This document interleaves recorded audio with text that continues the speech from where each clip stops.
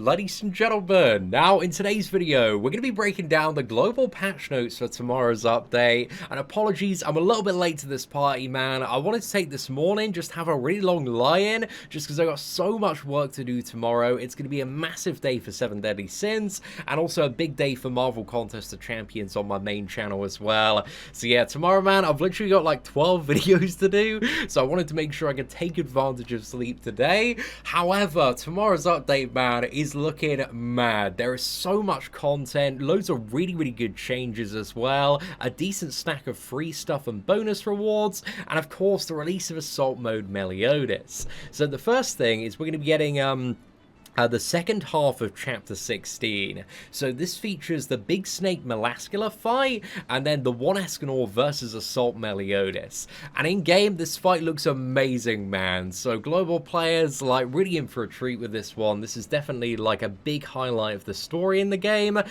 So yeah, that should be a really good time. And of course, the big thing with tomorrow's update is the release of the Assault Mode Meliodas banner. So this should be lasting for a total of 4 weeks. So you got 4 weeks to potentially get the 900 gems to get Assault Mode Meliodas guaranteed, because he's going to be on the banner with a 0.25% rate, along with Ludo, Tarmiel, Sariel. So overall, there's a 1% chance that you are going to get one of those characters, man. And if you don't have any of the Archangels, I'd say it's a really good banner to summon on. In my personal opinion, the biggest jackpot on this banner is getting Sariel if you don't already have him.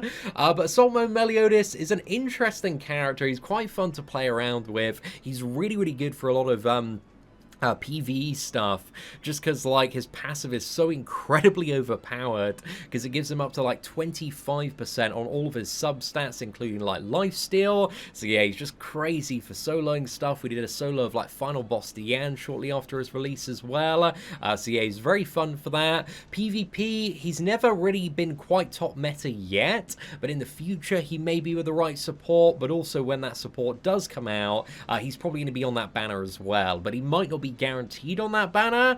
So yeah, it's a little bit of a question on, you know, whether or not you want to go for the investment, whether or not you want to summon on Assault Melee. Personally, on my free-to-play account, I am going to be skipping this banner, just because I know to, like, build him out for PvP, I would need, you know, to buy all his costumes, sort out UR gear for probably Droll, Melascula, Zeldris, you know, buy all their costumes as well, and I just don't have anywhere near the resources to be able to, like, warrant investing in that team, and it not being, like, top meta, or getting me wins in PvP. So yeah, personally, on my free-to-play, I'm going to be skipping this banner entirely, because I already summoned on the Archangels banner. I've got Sariel, I've got Tarmiel, but anybody that wants to summon on this banner for Assault Melee or the Archangels, just because they really like the characters, I certainly don't blame them. Again, at the end of the day, this is a game. It's meant to be fun, and it's up to you who you want to play around with and enjoy. So yeah, Assault Melee, he's a pretty damn fun character in the right scenario. So yeah, I certainly don't blame anybody that does want to summon there. Also, we are getting the new Hawt Pass system, man, and this system is so incredibly good. So what it does is, adds on, like, this additional resource into some of the missions on Hawk passes, like these Hawk food bowls here. And then you've got an exchange shop where you can buy various cosmetics. So you've got, like, the Halloween Gotha ones for the Anvil set, some of the Halloween Melee ones, Elaine ones, Lilia Summer ones. We've got some King ones as well, but also in certain stuff in the main shop as well. Instead of using gems, you can use the Hawk Bowls instead. So yeah, this is crazy good for free-to-play, because the one Escanor pirate weapons that are going to be coming out tomorrow as well, instead of using gems, you can actually grind up the Hawk Pass resources and buy one Escanor cosmetics for, yeah, the Hawk Pass currency. But I think if you buy the pass, you get the currency a little bit faster. So yeah, it's like a nice incentive to buy it, but even if you're not spending any money, you're still going to accrue this currency, and in the future and present, you can use it to buy top tier cosmetics. So yeah, it's just a really nice change, because currently if you don't, like, spend anything on the Hawk Pass, man, it's really underwhelming. You get, like, what is it, 2 gems and like 1 SSR pendant for free to play. So yeah, it makes it a little bit more exciting in comparison. And also we're getting free Archangels cosmetics. There should be some, I believe, for Sariel, Ludo, and also Tarmiel on the The Hawk's Awesome Cards event there. There's also going to be the Lucky Box Draw event, so you get like 3 draws per day, and you can get up to 1,000 diamonds. But yeah, very often on this, you get like 3 diamonds, maybe 10 gems if you're super lucky. And there's also going to be Holy War Festival Special Missions Part 1, and on this, you're going to get... what is it? A multi on the Assault Mode Meliodas banner. So, you know, even if you're not spending gems on this banner, you might still get a little bit lucky in this multi, but, you know, you have to wait and see on that one. And then we've also got the Part 1 event, so we're getting a check-in event, so there's going to be a login calendar, which is really nice. Again, the 10 free draws, we're getting the Hawk's Awesome Cards event, so we're going to have Archangel's Cosmetics, and also additional free rewards on that. Diamond Perks event, so spending... diamonds is going to give you bonus rewards, and then the buff events, we've got double player rank experience, hero enhanced super and ultra success rate increase, and also the salvage up event is going to continue. However, the equipment draw event is going to be ending this evening, so make sure that you get like all of your gold, aside from like 50 million, through the equipment draw before the end of today, if you want to rate up on hammers and everything else. So yeah, do keep that in mind, but it's nice that we're still having the what is it, salvage rate up there. Also, we got Final Boss Escanor tomorrow, and just to prepare you, man, Final Boss Escanor is so much harder than any other final boss. He is literally like 5 times harder than any other final boss, so just keep that in mind. He's really tricky. I remember when he released on the Japanese version, again, we didn't have the Archangel, so he's even more difficult then. But yeah, like, this fight is really annoying to play around, and there is so much to Final Boss Escanor that makes him just a very annoying boss to deal with. So yeah, we'll have full breakdowns and best team videos coming probably at some point tomorrow on the channel. But just to set expectation, Final Boss Escanor is going to be so much harder than every previous final boss you've fought so far. So just keep that in mind as well. He's really tricky. Again, this is the free gems draw event that we talked about. You're probably not going to get too much from this, but a few additional gems is always a nice time there. New Hawt Pass, new growth event as well, so make sure you do the current one today.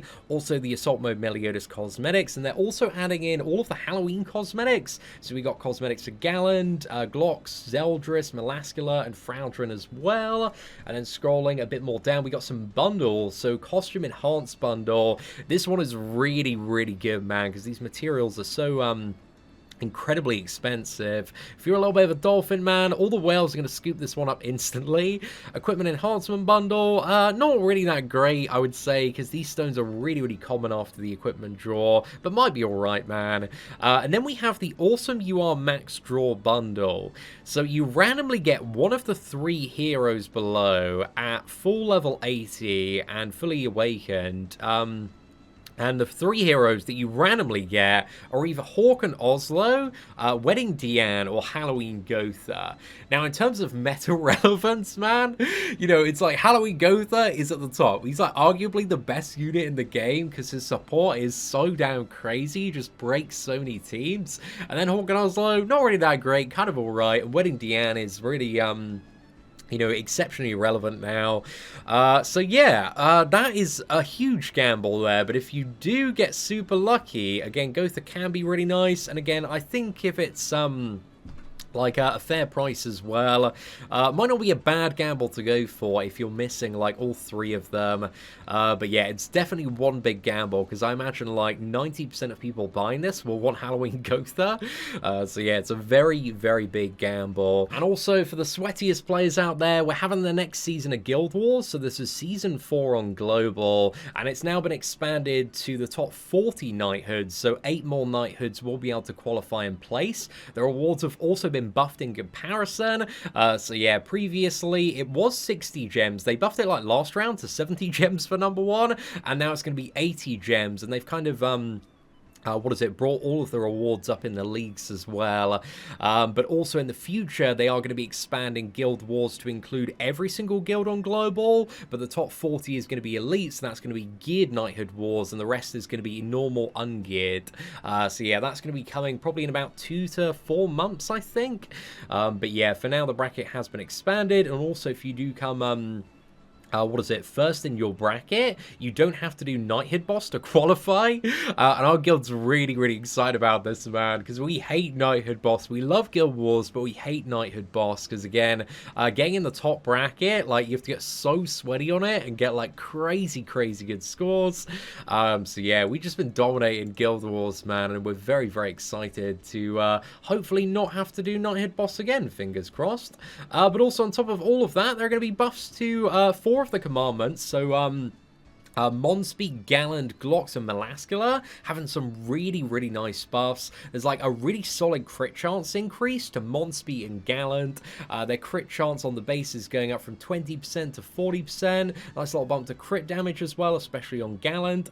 Both of them are getting a little bit of lifesteal and also base stat upgrades on top of that as well. One thing I'm really excited for, because again, I love Gloxenia. Gloxenia is one of my favorite characters to run, especially when it does come to Guild Wars, getting a really nice increase to pierce rate, resistance, crit defense, and crit resistance.